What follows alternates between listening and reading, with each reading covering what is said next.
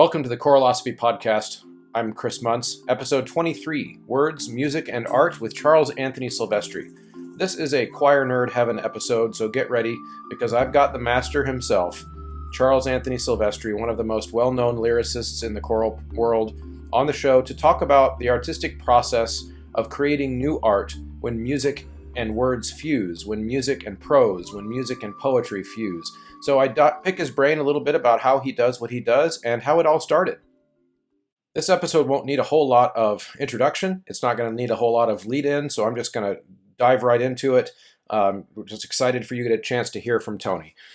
But before we do, want to make sure I give a shout out to the episode sponsors. We are really excited at the Choralosophy Podcast to be introducing this week a teaser for who our new sponsor is. We're going to have grown now over the course of 6 months to 4 affiliates on the show. Should point out to you right off the bat that in case you don't know how advertising typically works in a podcast, I saw somebody write, this is not a criticism at all, it just kind of explains a misconception that this show is corporate sponsored. I saw someone write that. It's actually not true. I'm a completely independent entity, and all of the advertisers that you hear talked about on this show are what are called in the podcast biz affiliates, which means that they don't pay me anything. I don't get paid a single dollar unless you use the promo code, which for all of these sponsors of these affiliates is Choralosophy. When you check out with their product, and again, I said this on the early episodes, but we have a lot of new folks joining the show in the last few weeks. I said this from the very beginning. I will only affiliate on this show with products that help a choral director do what I think choral directors should be doing, and they're products that I use. So that disclaimer out of the way, wanted to let you know that we have a 4th affiliate on the show. And I'm not going to tell you everything about this affiliate yet because I'm saving that for an episode that is coming up. I am getting set to record an episode with Amanda Quist. She is newly down in Miami as the choral director of choral activities there, but was formerly of Westminster Choir College. And she's done some pretty amazing research into the science of the vowel and whether or not we can define objectively what a vowel is and what its anatomy is in a lot of ways. And there is a software that I use in my classroom called Voce Vista. And it is an overtone analyzer specifically designed for singers. And in my classroom, our kids see in objective terms, not based on my opinion or what I was taught by my choir teacher in high school or college, but they see in objective terms what an ah vowel is or what an o vowel is. They can see it on the screen, they can see the overtones, and in the next episode with Dr. Quist, I am also going to demonstrate how I use that product in class, so stay tuned for that. Officially, we agreed to partner on the Choralosophy Podcast with Voce Vista, but I'm not quite ready to show you all and explain to you all how that works. It's a pretty revolutionary product, and I'm excited to tell you about it. Of course, we also have had since the very beginning RyanMain.com and SightReadingFactory.com. They are affiliates of the show, and I encourage you to check out their products. Of course, Sight Reading Factory, it's not too late to get those memberships going for the year and for your students. You can enter Choralosophy at checkout on Sight Reading Factory to get that 10% discount, as well as on RyanMain.com's website. On Ryan Main's website, you can get a sight license for any of his awesome pieces there, and you can print as many copies as you want forever, and also get a 10% discount as a listener to this show. And finally, our other most recent affiliate, I've been really excited to join forces with, which is Graphite Publishing. That is a pretty diverse group of musical voices that are being published over there at Graphite, in that they write for all levels, and you can even sort on their website by level, by difficulty level. You can sort by a cappella versus accompanied. You can sort by accompanied but with a solo instrument. Like, there's just all kinds of ways. And I use it when I'm up a creek in the last minute because I didn't program on time and I need something right now. And I need something that's of high quality that the kids are just going to love. And I of course, I don't want to say that I always procrastinate, because I don't. But if I need something quick, that's always my first go-to. And I encourage you to check them out. And of course, if you choose something, enter that promo code at checkout. Without any further ado, here comes Charles Anthony Silvestri. I'm here with Charles Anthony Silvestri, who many of you will know from his beautiful lyrics that he has set to some of our favorite choral works and I'm excited to talk to him about the process and kind of pick his brain on what goes into the creation of art that has music with it. And it's, Mm, of course, for us choir nerds, that's what it's all about for us. So that's welcome, right. Tony. Thank you. Thank you. It's good to be here. What I'd like us to do first, I think, as we mentioned before we started, most of the audience probably knows who you are, in that they have done some of your works before. They have Sure. done some a piece, probably an Eric Whitacre piece. Right. What we really want to know probably is what is the origin story, you might say, of Uh-huh. Tony Silvestri? What is your background, maybe even in a non-choir context? Sure, sure.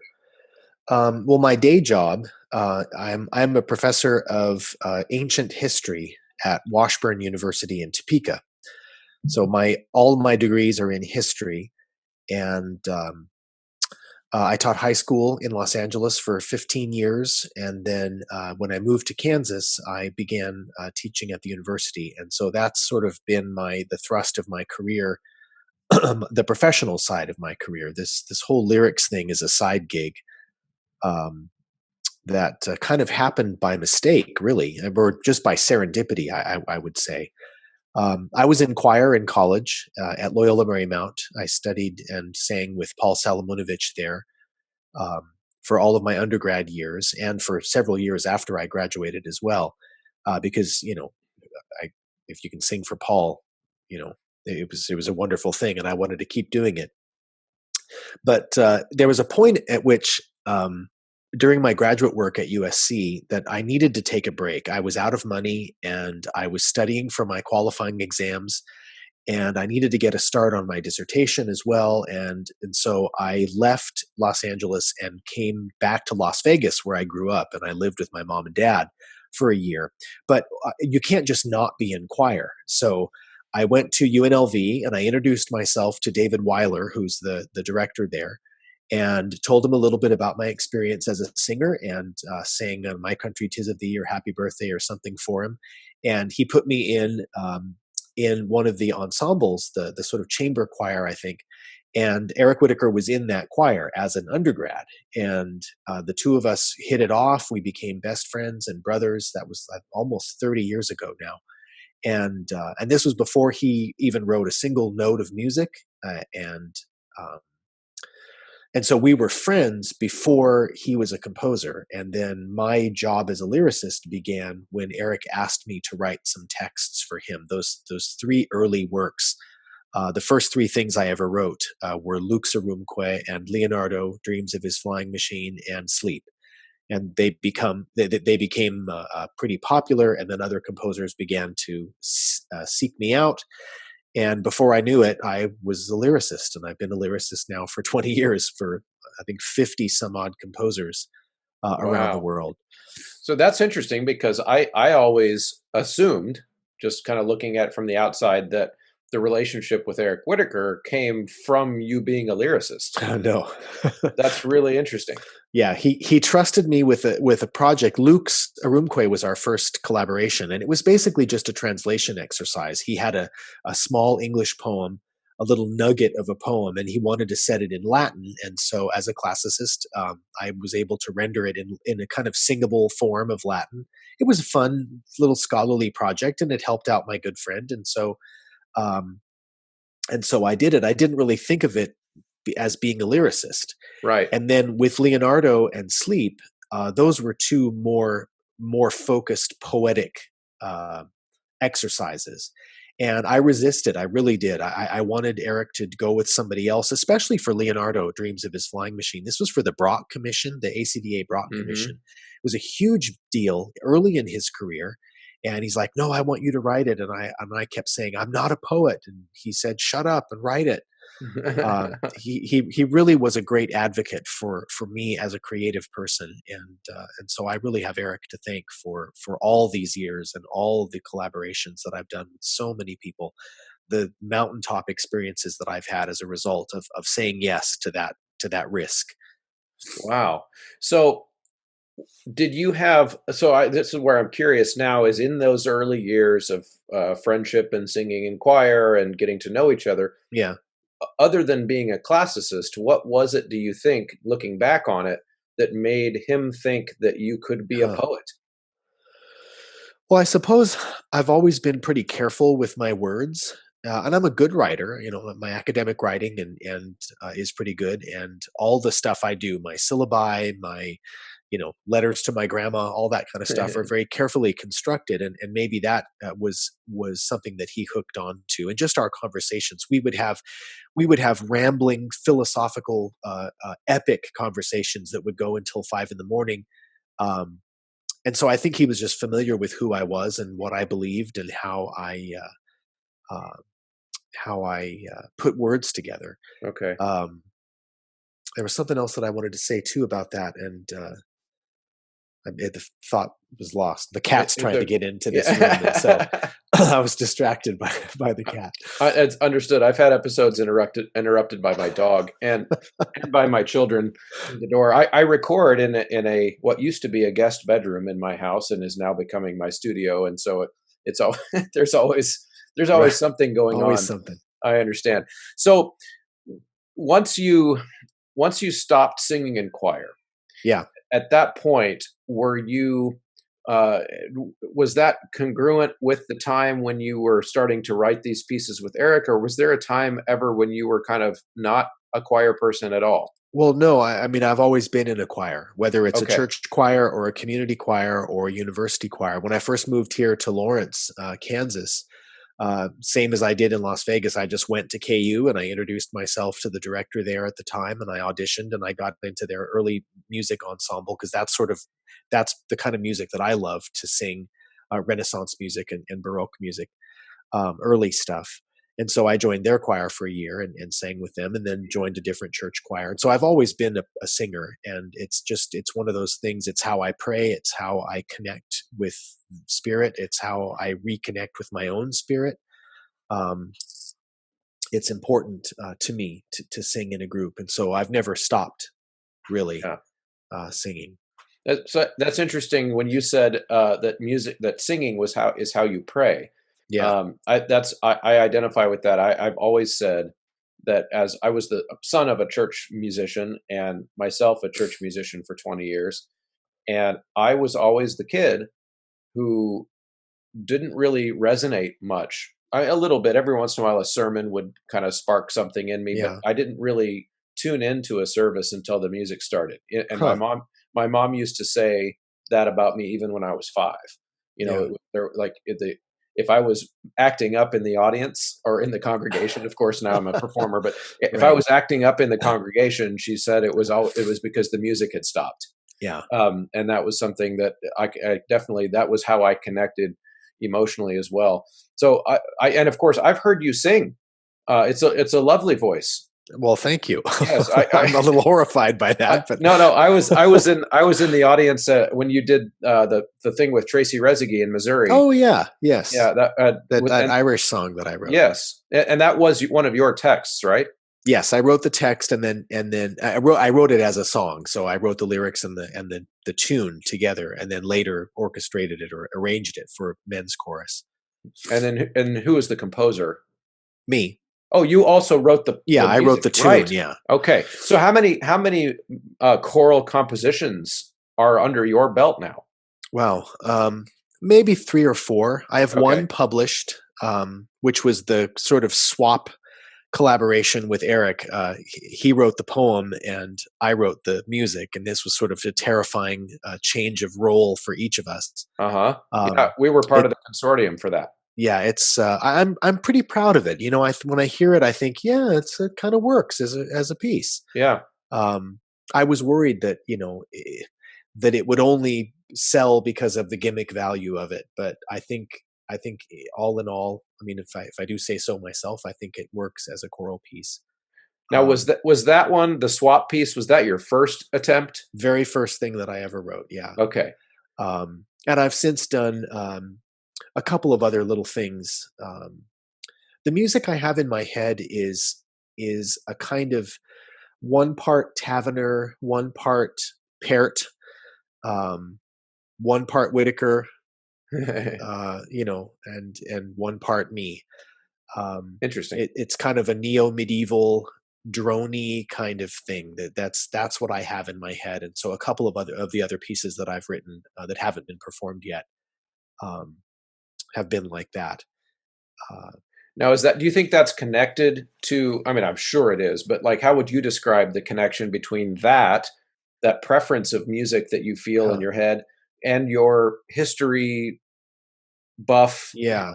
self? No, I think it's really informed by that. As a medievalist, I've always been fascinated by chant and by different forms of medieval music, Byzantine music, Greek Orthodox and Russian Orthodox music as well. My really first church choir experience was in an Orthodox church, and I went just to check it out, and somebody in the choir recognized me from Loyola Marymount and grabbed me and pulled me up into the choir loft. And so my very first experience experiencing Orthodox liturgy was in the choir. And I just got hooked by that ancientness and by um, the sort of spiritual otherness of it. Um, and so I think all those parts of my background and my education and my interests ever since I was a kid have kind of informed that uh, neo-medieval style. Yeah, I think that I share that a lot. I believe early music has always been my, like, if I could get a choral audience to just come all the time just for music before 1600, Right. um, that would probably be all of my concerts, but I Yeah. don't, obviously. Most people don't have those appetites. Yeah. But I think for me, one of the mystique elements of that is that it at the time that music, the medieval period in particular, it's just a time when people believed that, I mean, if they had almost no access to science the way we think of it now, Right. Right. and to hear music through their ears would have been fascinating to Huh. me, at a time when they believed that the music had some kind of magical power in itself. Right. This Well, is why. and then when you take that idea then and progress it through like the Ars Nova stuff that was going on at Notre Dame, the introduction of different polyphonic parts and things like that. I mean, people Uh-huh. must have lost their minds. Oh yeah. I mean, we had people getting excommunicated because of the notes they wrote. Like, if you write the wrong patterns of notes, you Yeah. could be going to hell. Yeah. And that's and that, but and we read about that stuff in our music history textbooks, and I think we look at it through our 21st century eyes, R- which is, oh, well, how dumb that was. But Right. what if you were hearing music Right. back then with that deeply held belief that the music you were hearing could either take you to the good place or the bad Right. place? Well, I, and that's why I think we should have ensembles that offer people the opportunity um, to sing medieval music mhm. and Greek Orthodox stuff. There's something about droning and then singing a melody over top of the drone that sends you to a different place. Mhm. Um, Yeah, it's really well, quite powerful. I agree, and it's to our modern ears, it especially is transportative, and I'm not even Yeah, sure that that's a word, yeah, but yeah, I agree. So that makes a lot of sense then, hearing uh, the couple pieces. I think the two of yours, you said there's only three or four, yeah. but I think I've then heard two, so I've heard half of your works.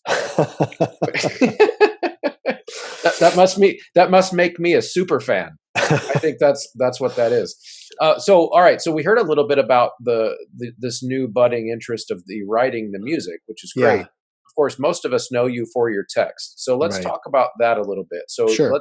what is your process, and or is it always the same? So take us through like the Huh. average composer contacts Tony Silvestri to write a Right. piece, and how does it all start? Right. Well, we have a kind of businessy conversation, and then ultimately, once we're talking about the piece itself, Hmm. and it quite literally is as you describe it. The composer calls me and or emails me and says, "Hey, I want you to write a text."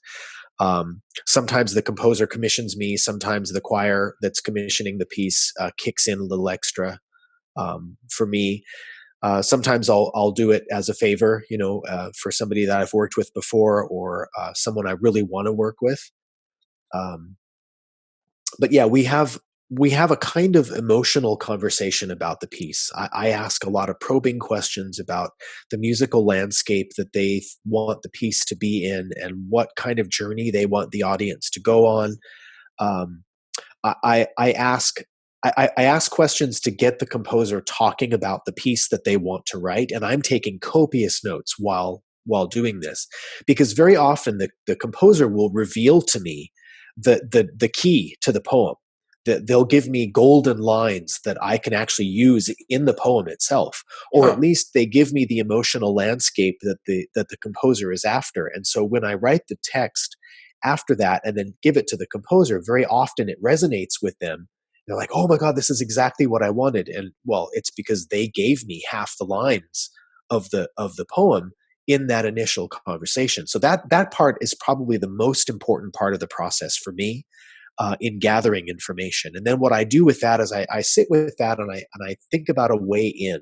Staring at the white page is the hardest part of any creative process. The blank canvas, just making a mark on the paper. And so that first conversation that gives me an emotional arc and a soundscape, for the piece is a really often a really good way to get in. So once I have a way in and I know what this poem is about, then the next part of my process is to write kind of like a prose poem, just describing what the poem is going to do. Uh, this Okay. poem will communicate this in such and such a way, in such and such a form, um, Almost like an outline. almost like an outline or an abstract or something like that. Uh-huh. And then I begin to put words on the page, and a form will suggest itself. Sometimes the composer is very specific. I want it to be metrical and rhymed. It needs to be 4 stanzas or 3 stanzas, or I want it to be a haiku, or sky's the limit. Do whatever it is you want. Um, it all depends on the composer and on the commission.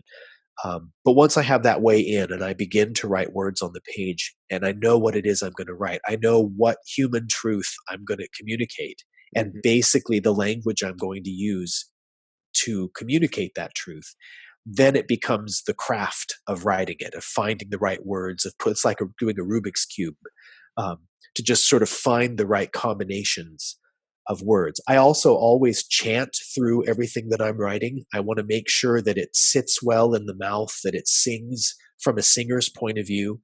I Mm. never want to give composers the wrong kind of vowels, so that they're forced to have sopranos and tenors up in a screechy part of their range on an E vowel. And I Right. really try to be sensitive to that. I try to be sensitive to not give S's or K's or T's as ending consonants of a line, because I've been in enough choir rehearsals to know how difficult it is for choirs to get, tss, tss, tss, that sort of thing, Uh-huh. to get those cutoffs right. Yeah. And so as a singer, trying to write as singable texts as possible is also part of my process. Usually I'll write a composer about 150% of what they need, and then I send it to them. Sometimes I'll send them something like maybe the first stanza, and I like to know, hey, am I going in the right direction? Do you like where this is headed? Should I proceed, or is this not what you were after? And I get a variety of responses, from that process. But usually, especially if it's a composer I've never worked with before, I try to give him or her more than what they need, because I know that eventually there will be a scrubbing process and stanza 2 will get cut or collapsed or something like that. Okay. So is there a threshold at which the composer's idea of what he or she wants you to write about? So thinking about like the content itself, like the this poem is about X, where that could be too specific. Yeah. Have you ever come across something like that where, hey, I want you to write a poem about how when a man loves a woman that, and it gets too specific. I've had both ways. I've had not enough information given to me, and I've had too much freedom, which is scary. Hmm. And I've also had too much constriction, which is also scary. But I think my reputation is as the guy that can solve that problem. So Mm. if the composer really needs a piece about this and it has to do this in this order, and I've got this idea, or the musical material is already written, Not Oh, only does it yeah, have to do this, but it has to fit this musical material that I've already composed. I'm the guy apparently that does that. right. So, Well, oh, that that's and I how. need it in Latin. Yeah, right. Yeah, That sort of thing. yeah, most of us know the story of sleep. That's how sleep essentially came Exactly. to be. Yeah. Exactly, and I've done that same basic task many times for several different composers. Okay. They've written something in a different language, but they'd like to publish it in English, or it was a text they couldn't get rights to, or something. Okay. Yeah, that's interesting because I wonder sometimes I've written really nothing of in terms of poetry since high school Yeah, when I was like a super emo in love with the girl situation. She dumped me, and then my response was to write a whole book of as just were we all. Yeah. yes, of ridiculous poetry that I go back now. I still have the notebook. My wife found it and made fun of me for a solid week when she found it in an old box. But so I don't really have any experience from that standpoint. Sure. I just know what my brain tends to do when I'm asked to create something on the spot, and so Yeah. I'm trying to wrap my mind around how that must work. And I'm interested still too in the tie for you with the medieval history and all Yeah. of that. And I'm just so this will be a backtrack, and I apologize, but when you teach Yeah. in your university position, what Yeah. types of history courses do you teach? I teach, we have a 3-semester world history survey course, and I teach all 3 semesters of that. So everything from cavemen to Chairman Mao and everything in between. Okay. So I do that routinely. My wheelhouse one is the ancient one that goes up to around 1200 AD. Um, but I've done the others as well. Hmm. So I always teach those survey courses, and then I have a rotating um, upper division course, mostly for majors, history majors. It's a 300 level course, and I do there's a course in ancient Mesopotamia and Egypt, and then I have a course in Greece, ancient Greece, one in Roman civilization, Hmm. and I teach medieval civilization. Um, and I because we're a small department and we all wear many hats, I teach Japanese civilization as well, Mm, as good a class that as a non-specialist can create.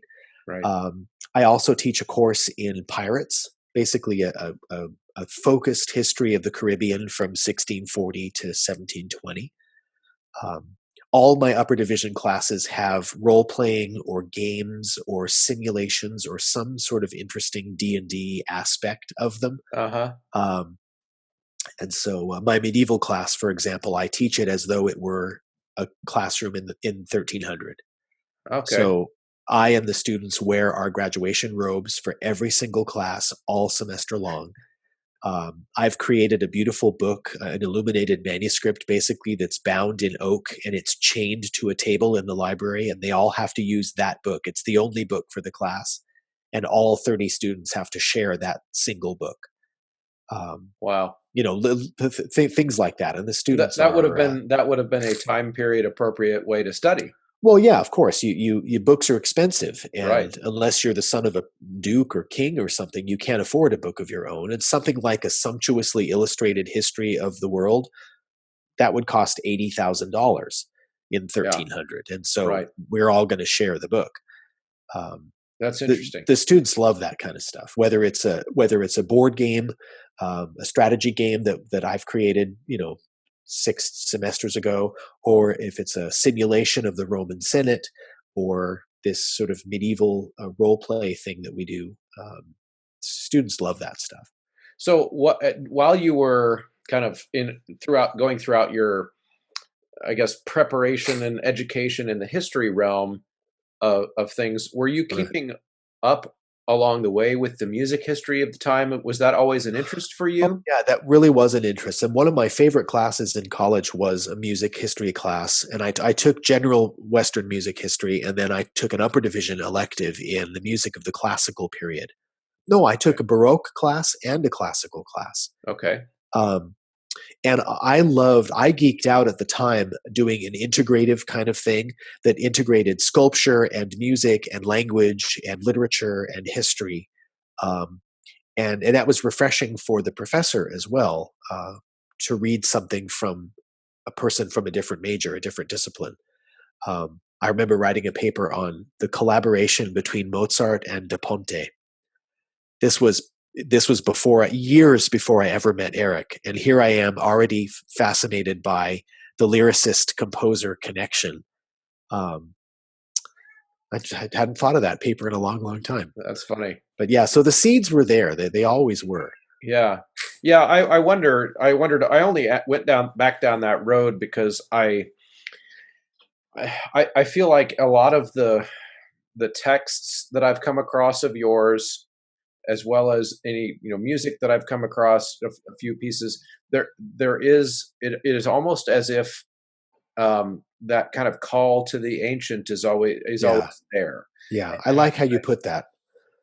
It's because it doesn't always sound ancient, like ancient music, but almost in every project I've come across, there's something about it that makes me think that this is not of this time. Yeah, yeah. I've always been told that I was born out of time, that I'm a person from a different century, and you Yeah. can really see that in the kind of clothes that I like. I would love to bring back Edwardian and Victorian wear, or even earlier. Um, and in my language too, my inner voice is a kind of combination between Ian McKellen and Patrick Stewart. So Okay. when I read in my own head, I'm English, and so there is automatically a kind of formality about my language, and my inner voice, my poetic voice. I think is rather English and rather formal. Um, and I read a lot of primary source stuff for my day job, um, and so I'm familiar with that kind of stuff. And I've read Tolkien year after year after year ever since I was 12 or 13 years Oh old, yeah. and so that language, I'm steeped in that language. I love when a composer asks me to write in that style. Ola Yelo asks me to write in that style a lot, and so I've Hmm. written kind of um, consciously old-fashioned um, poems for him. Yeah. Dreamweaver is one that comes to mind, where he specifically asked me to be very Anglo-Saxon about it, very Viking. Now, do you think what must be Italian Sylvestri Uh-huh. ancestors are rolling in their graves with all your No, their Anglophilic? I don't think so. I mean, I've got a mom too, and my mom is the sort of Celtic melange. Okay, all right, Um, I did the DNA test, the ancestry test, and fully right. expecting it to be 50% Italian and the other 50% is just sort of a Oh, it never mixture of works that stuff. way. It Oh never no, works that way. I've Yeah, got Portuguese and Greek and French and all stuff, all kinds of stuff. So I think my dad's people must have been Roman soldiers who got around, or Napoleonic soldiers who settled in Italy, or whatever. So that I'm far less Italian than my name would suggest, right. which was Yeah, kind of a shock to me. But yeah. I love Italy, and I've been there a gajillion times, and I love knowing that I have people there. But where those people came from originally, I really don't know. Right. Hey, are you familiar with another podcast called "The History of the English" or "The History of English"? No, Oh, you would love it. You would love it. I think it's just called "The History of English," I'll check it and out. it's brilliant. I listen. This is how nerdy I am. It takes you all the way back to the Indo-European root language, Oh which wow! is the language that basically all languages come Right, from, right. unless they're the Asian family languages.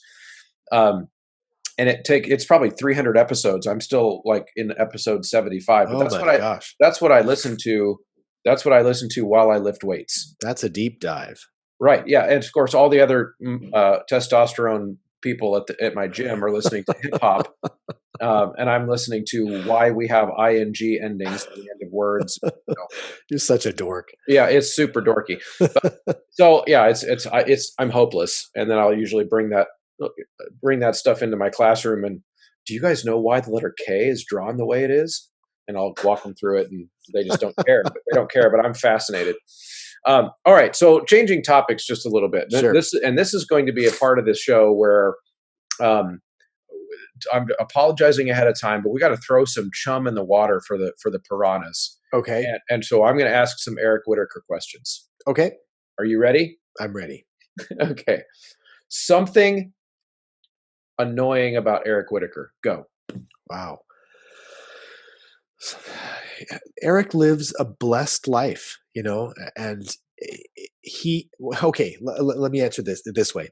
Eric has the ability to make a decision. He just decides that he's going to do something. He makes that decision, and then boom, the universe says, ta-da, here is exactly what you wanted. I am a ruminator, a ponderer, a pearl clutcher. I never can make decisions. It takes me forever, and I've always been envious about him for that. So yeah, that annoys me. His confidence.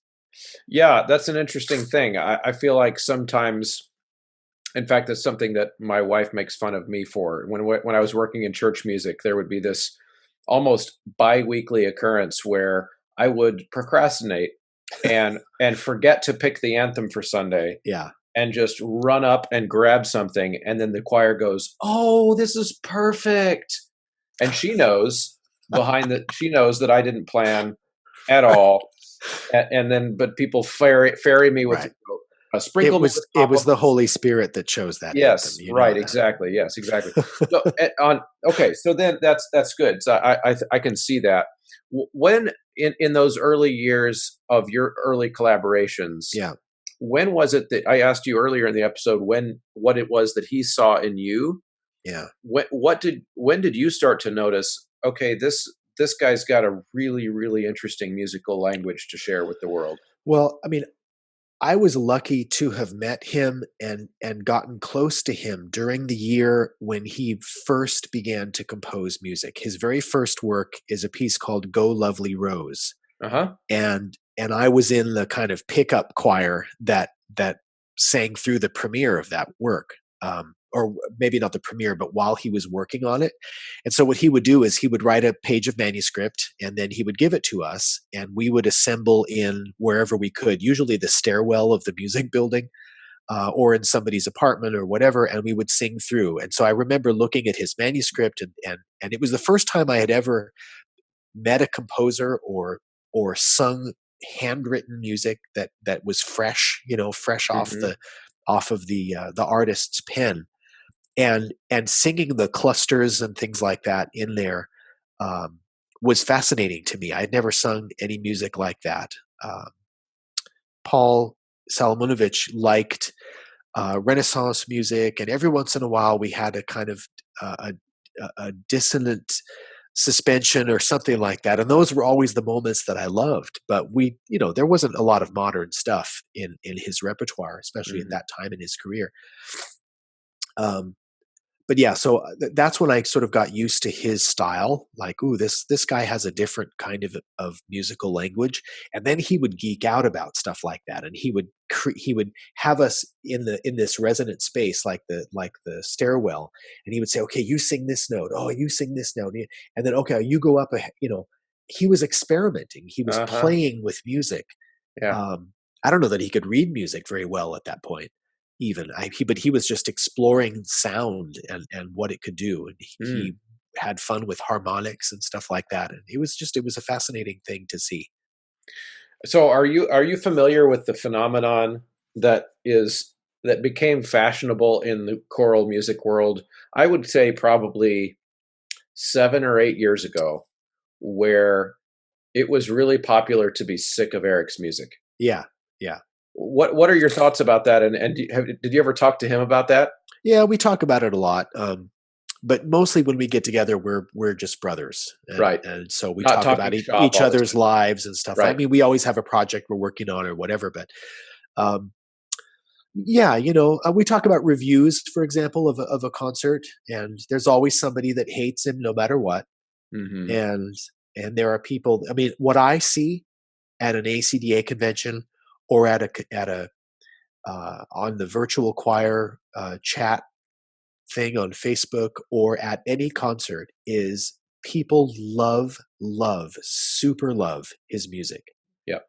And I think there are some people that just don't like that he's popular, he's successful, and therefore I'm going to hate him. Yep. So there's that. Okay. Mm-hmm. There's another thing too. Why is he popular and successful? Because he writes accessible, cinematic, emotional music that audiences love, right? And that so singers love. that singers love. I mean, Yeah. period. His Yep. music is gorgeous. Singers love it and audiences love it. Okay, therefore I'm going to hate him because I'm an academic composer and I write, blip blop music that nobody ever wants to perform and no one wants to hear it, right? Yes. Yeah. And you know exactly what I'm talking about. Yep. Yep. I've been to concerts where it's like, oh my God. And so, and not that, I mean, I'm sure some of those folks love his music too, but and then there are people who are critics and they just need to find something to criticize because that's what they do. Yeah.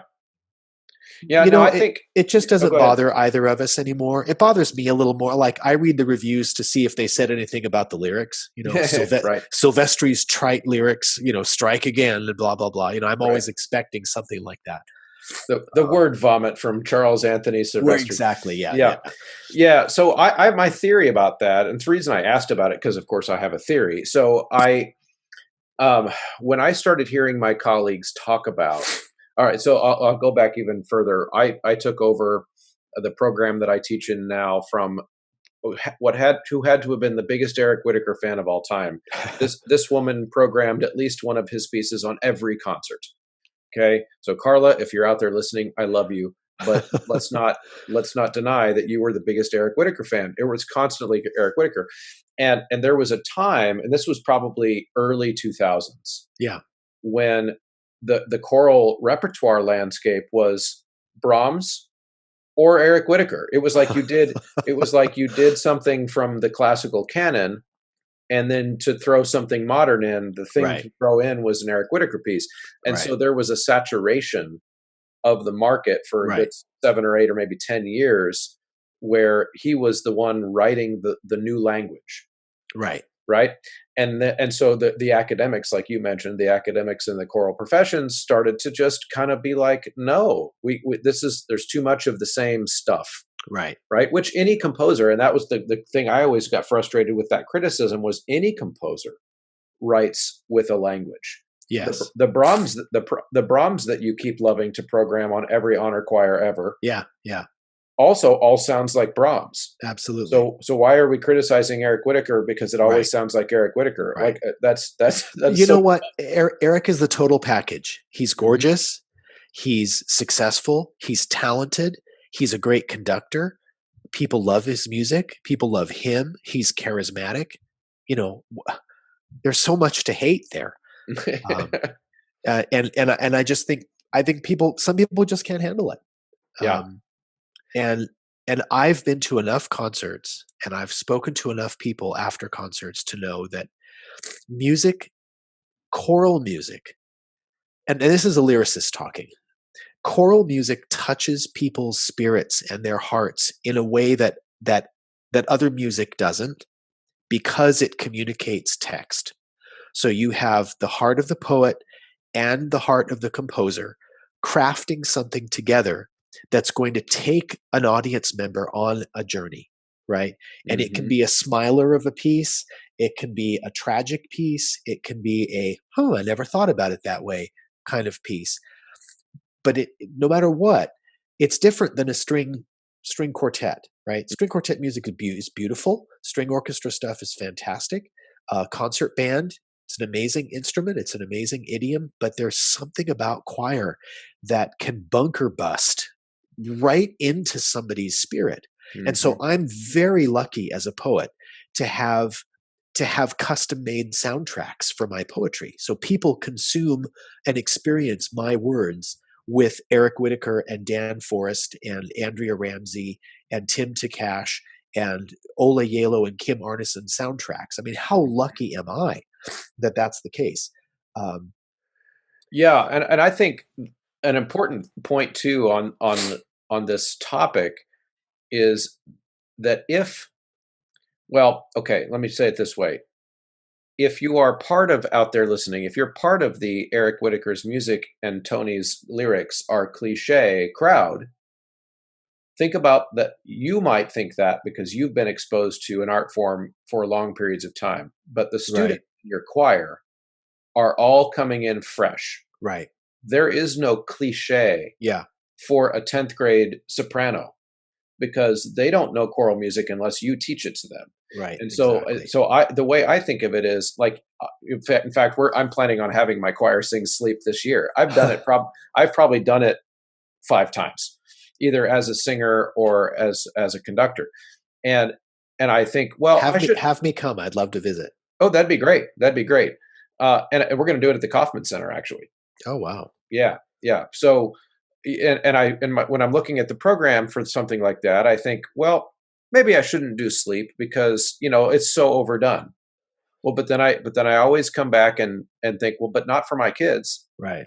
They've never done it, Right. and frankly, they're not a choir nerd like I am. They're not plugged into all the YouTube videos that I Right. watch, and they're not Right. listening to the recordings that I watch, and they're not going to the Right. conventions that I go to. So for them, it's not cliche. And who am I programming for? Right. I'm programming for them. That Right. this is their education, and it's a great piece. So let's think of it that way. So I think Yeah. that's an important perspective. Like I understand my colleagues that kind of that are so saturated with a composer or with a genre of choral Right. music that they're ready to branch out. I Right. just think it's important for us to not shut off those opportunities for our kids. No, and I totally agree. Whitaker has been described as a kind of gateway drug to get people hooked, to get kids hooked into choral music. And I Yeah, can't tell you how many times people come to me, and that young people come to me and say, "I'm a music education major because we sang Sleep in high school, yeah. and it changed my life." Or people that say, "I played Sleep for my mother as she was dying in hospice, and it made it changed the experience for our family." Hmm.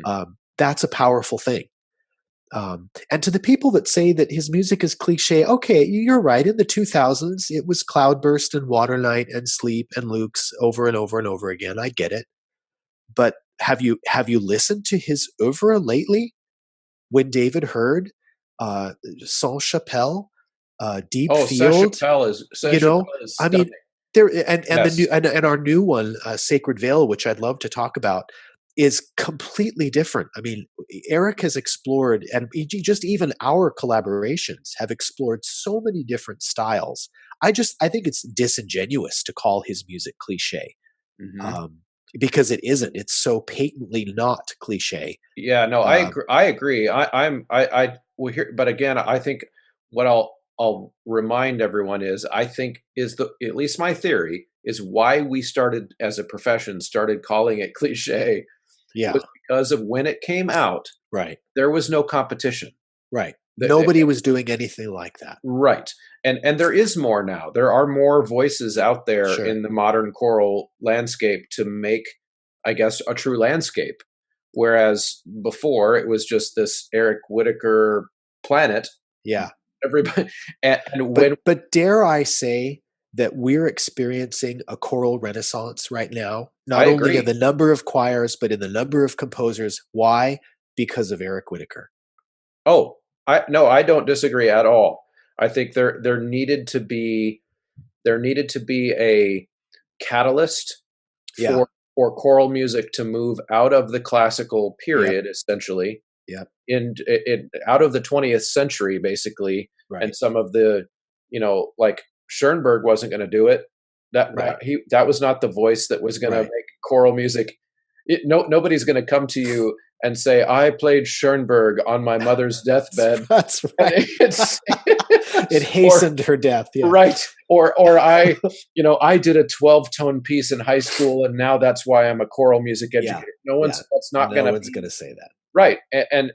We did need as a profession, we needed Right. that, and I think it's everything that's transpired since then of the voices expanding, and now there are more people and that are kind of getting a piece of that pie, so to Right. speak. I think that's a good thing, but I agree with you that Eric was a huge catalyst in that. Yeah. Yeah, I just my only annoyance with Eric Whitacre is that I'm pretty sure I caught him scoping out my wife at an ACDA convention during one of our concerts, but Your wife's pretty hot, I gotta say. yeah, no, I don't disagree. I don't disagree. But no, that was like, man, that was like 20 years ago. So I'm not worried about it. We did, we Oh, did. You know what? Actually, that wasn't even an ACDA concert. That was a Kansas City chorale thing in New York City oh, years ago, back when we used to sing in that group. But yeah, that's it. I totally agree with you, and I think that it's a ultimately where I think it comes from is that it's like the whole hipster thing. You yeah, like choir directors want to talk about how much they think Eric Whitacre's music's cliche because it makes them seem like they know right, like the higher level stuff. right, right, And I'm like, come on. You either yeah, like the piece or you don't like the piece. right. It's okay. But yeah, I'm excited to do sleep, and I'll take you up on that. I think I'll just once we start rehearsing that, I'll let you know. And Yeah, I mean, we're lucky enough to live close enough together that right, I can easily come and visit. the performance is end of March, so really Okay, anytime in February and March okay. that you can get out And there. That's I really think it adds value. It's rare for a choir to invite the lyricist. There's a natural focus on the composer, and I get that. hmm Um, but I'm over here like, hello, I can add value too. And I think when I visit a choir and talk about the process, or talk about the genesis of that particular piece, uh, what it means to me or what it means to the singers, I think it adds a huge depth to the performance. And especially with something like Sleep that has so many layers of meaning and it has so much history, hmm as a piece and also for me as the writer. Yeah, yeah, and anything that ties into that process of that piece being kind of in a lot of ways a Kickstarter for your career Yeah, too. That the absolutely. kids would love because I mean, of course, it makes me feel old that piece came out when I was like, maybe in college, Yeah. and this would feel like a history lesson to them. And I'll just tap, smile and nod, Yeah. but yeah, all right. So the rumor is changing topics again. The rumor is you're writing a book or you have a book out. I do have a book out. Tell us about that. The book is called A Silver Thread, and it is a retrospective of 20 years worth of poems that I've written for choral composers. Um, all the ones that have been published, and some that never saw the light of day, and new ones, plenty of new ones that I wrote just for the book as well. All lyric poetry, all designed, written to be sung. Um, and I arranged the book chronologically, so it starts with sleep and it ends with a brand new poem about sleep that I wrote. Um, so, if someone was interested in my career, in the development of my voice as a poet, in locating all the different things that they might have sung, um, in discovering new things that I had written that they hadn't heard about, maybe getting to know composers and their work that they hadn't heard from. There's so many different layers of coolness about this book. I'm very, very proud of it. It's published by GIA, and it's available on Amazon and where all fine books are sold. So okay, so what if you explain this? And I didn't understand it. I apologize. So to explain again, the the poems are designed to be sung, Yes, all the but they poems that aren't. I've written are all lyric poems. I've only Oh, ever written poems that are designed to be sung, got it. So rather the than book. poems that are just meant as poems. Okay, so the book is kind of a collection of these. Yes. I Yeah. see. All right. So I misunderstood thinking that a part of it was new stuff written for the book. It is. There's lots of new stuff written for the book. Oh, Poems that I just sort of pretended that a composer asked me to write for okay. them. Now I'm And with you. so it's a poem that is written in the same way that I always write, Got but it. but no one's ever set those texts. Okay. So could someone? Absolutely. So Absolutely. And a so lot of the old texts are all available too. Somebody wants to take a crack at sleep, go for it. okay. So yeah. All right. So like any other poetry book would be, Exactly. Exactly. somebody could buy it and have some Sylvestre poems, but they wouldn't have had to go through the call you ahead of time process. Right. It's It's already just more it's already it's more there. the traditional model where the poem is already done Right. and you find the music in it. Yeah. That's interesting. But there are some, like you said, sleep is in there. Right. Are there any other, uh, I guess, more well-known already set texts that we Oh would find yeah. in there? Yeah, Sleep and Luke's and all the ones that I wrote with Ola Yalo, Luminous Night of the Soul and Dreamweaver and Tundra, um, Across the Vast Eternal Sky, the great poems that I wrote for Dan Forrest. Um, one of my favorites that I've ever done is called Overhave, which tells the story of a Norwegian immigrant coming to the United States at the turn of the century. And he wrote just exquisite music for it. Um, there's longer works in there too. There's one called St. George and the Dragon, which I wrote for Tim Powell. And it's kind of an oratorio length work, Wow. retelling the story of St. George and the Dragon. Um, what else? Yeah, and then a whole bunch of poems that I wrote a long time ago for composers that never went anywhere. Hmm. The pieces never went anywhere; they never got written or premiered, and so I put them in there as well. And then I wrote about a dozen new poems um, Very cool. for it as well. Is there illustration at all? No, no illustration. The illustration on the cover was done by a student at Washburn, um, a a graphic designer, a digital artist student. He's also a history major as well, and so it's uh, a really cool landscape, a dark landscape that's on the Yeah. cover. Well, that's really cool. Everyone should go check that out. And like I said earlier, and the listeners of this show are used to, if after we sign off, if you'll just send all the information people Yeah, would need to sure, find that, and I'll just put that in the show notes so that people can, as simple as click a link when they're listening to the show. That'd be sure. awesome. I do Uh, have a children's book version of Sleep as well, oh, cool. with illustrations by a Dutch artist. His name is Anne Horius, and that's from 2013. And he and I are currently working on a children's book version of Leonardo Dreams of His Flying Machine as well. That should be out early in 2020. Mm. So if it's a children's book version of Sleep, does that mean it's kind of extended to create more of a story after the poem, Yeah, or? it's no, it's just the poem, Oh, okay. but each line is on a whole page. So you Ah. have a painting, a double page spread painting Hmm. that illustrates one line from the poem. Yeah, so if you want your child to be destined to grow up as a choir nerd, what you'll do is you'll go out and get Exactly. that children's book version of Exactly. Sleep. That's awesome. So I know you've. This will be kind of our. We'll finish on a lighthearted note Okay. as we go out here. You've been to lots of choir conventions. You've been to lots of I choir have. events with choir people. Yeah. What's the weirdest thing about choir people? The weirdest thing about choir people. Wow. Why are we bigger nerds than history professors? That's a really hard question to answer. The thing that occurred to me is what choir people get to do is they get to breathe together.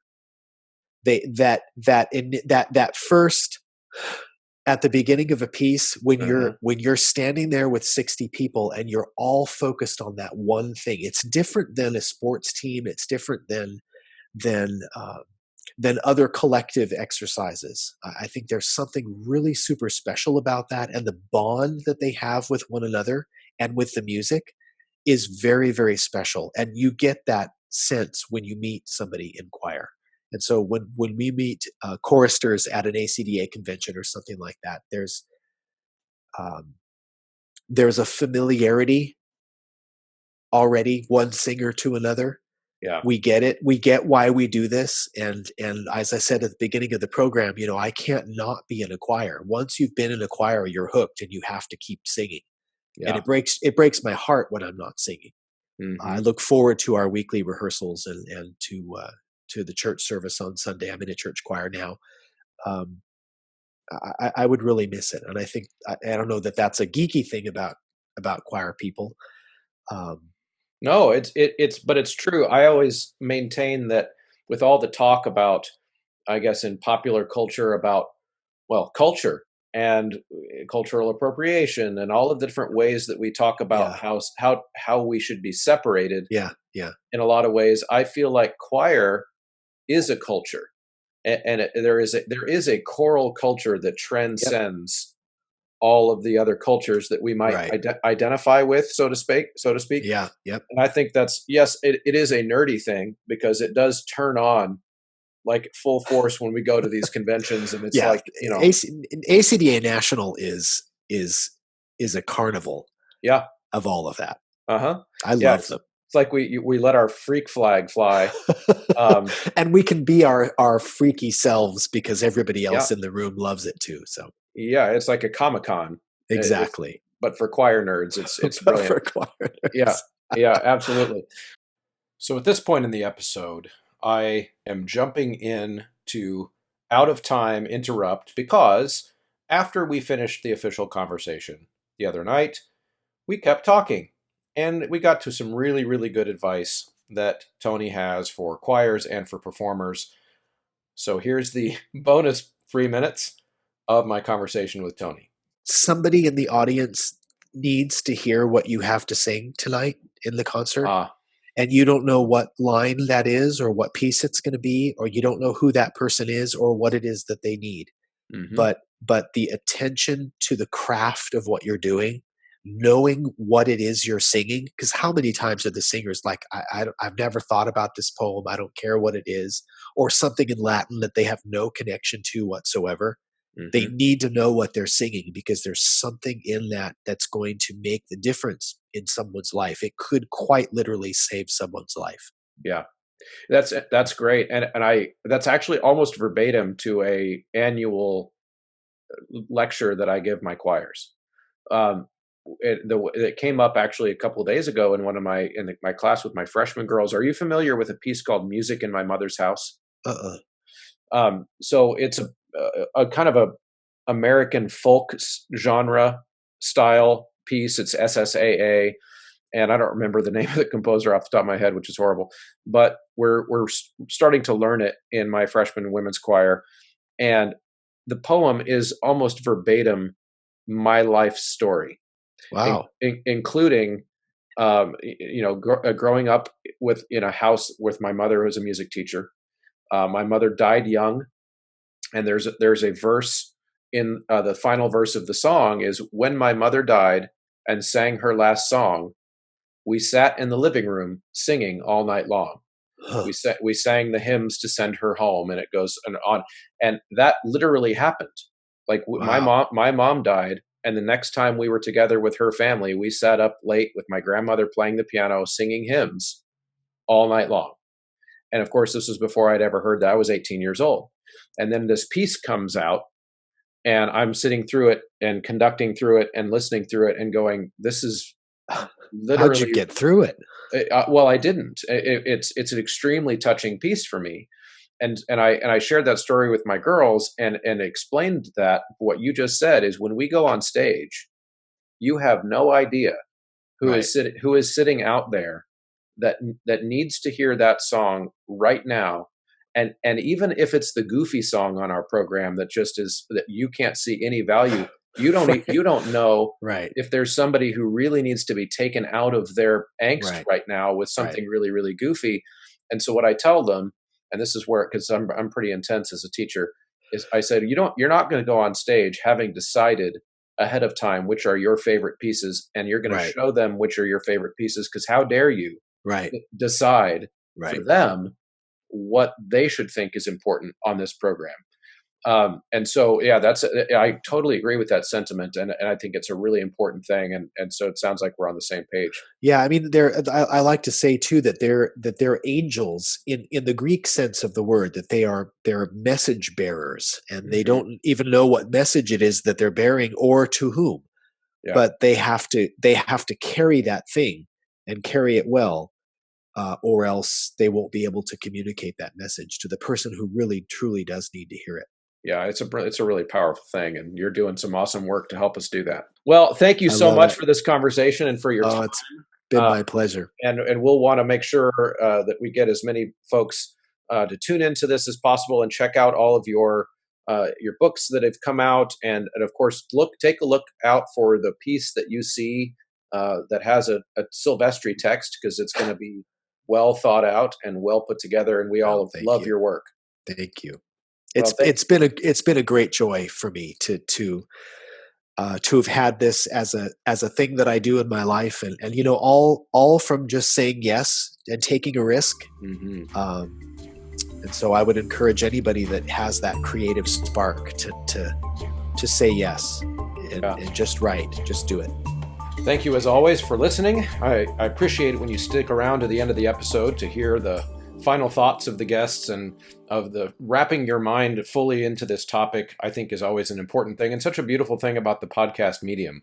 You can set my episode to start while you're at the gym, and while you're doing dishes, and while you're doing all these other things. And if you don't get all the way through it, it saves where you are and you pick it back up. It's just such an awesome thing. To those of you watching on the YouTube channel, that channel is growing pretty steadily. So we got a lot of people watching over there now, which is awesome. Welcome. But all of you can help me a lot by, on whatever app or website you use, and you can find it on any podcast app, but hit a rating of some kind. That helps people see it. If you're really feeling saucy, leave some kind of comment, which means it could be, hey, good job, or why do you suck, or whatever it is. But any of that traffic helps me beat the algorithms without having to pay for a lot of advertising, which is always awesome. So help us out in that way if you can. And of course, if you find any episodes particularly meaningful, share them with your friends, send them out in an email, post them on Facebook. All of those things are awesome. And of course, other ways you can help are hit the 3, Graphite, Ryan Main, and Sight Reading Factory, and that helps them see that people are listening. So again, these are all networking things that matter a lot to the success long-term of a podcast. And finally, if you are really into what you're hearing here and you want to help this exist forever, hit the Patreon subscribe button, and that's patreon.com/choralosophy. You can sign up to be part of the inner circle there for $3 a month. There are some tiers above that, but for as little as $3 a month, you can get patron-only episodes. You can get any supplemental materials that I publish with the episodes above and beyond what's in the show notes. And we're doing some new things on there. We're going to do some Ask Me Anything episodes for patrons on the Patreon.